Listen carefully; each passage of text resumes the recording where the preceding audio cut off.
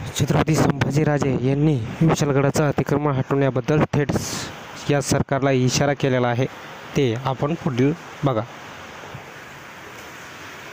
आणि 14 जुलै त्यांनी मी विशाळगडाची मोहीम राबवित आहे. विशाळगड अतिक्रमण हटाव मोहीम ही मी 14 जुलैला विशाळगडावरती जाऊन तिथं आंदोलन करणार आहेत असा इशारा थेट सरकारला केला होता. पण छत्रपती शाहू महाराज जायच्या अगोदरच तिथं एक असं कृत्य घडलं की त्या कृत्याने विशाळगडाची खळबळ माजवली.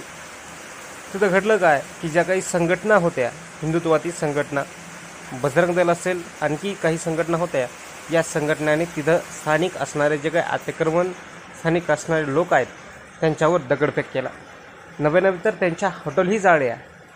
मग ते काय तिथलं दृश्य होतं, या दृश्यावरूनच सरकारनं ठोक पाऊल उचललंय.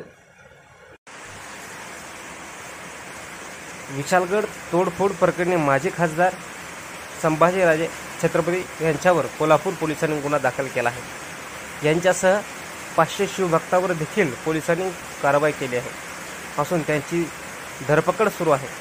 याच पार्श्वभूमीवर छत्रपती संभाजीराजे यांनी शाहूवाडी पोलीस स्टेशनला हजर होण्याचा निर्णय घेतला आहे.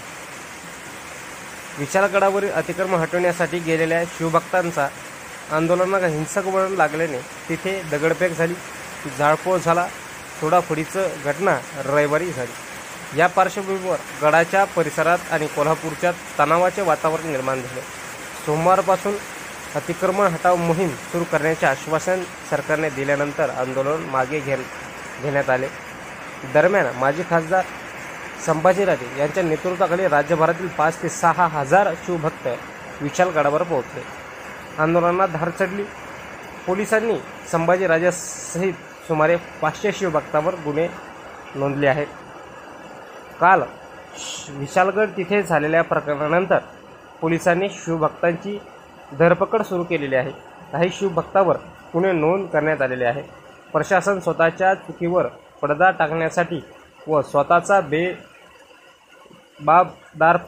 लपवण्यासाठी जाणीवपूर्वक शिवभक्तांना लक्ष्य करीत आहे. मी सर्व शिवभक्तांच्या पाठीशी ठामपणे आहे आणि शाहूवाडी पोलीस स्टेशन इथे हजर होण्यास जात आहे. सर्वांनी समय बाळगावा, या कायद्याचा सन्मान करावा असे आवाहन छत्रपती संभाजीराजे यांनी शिवभक्ताला केलेले आहे.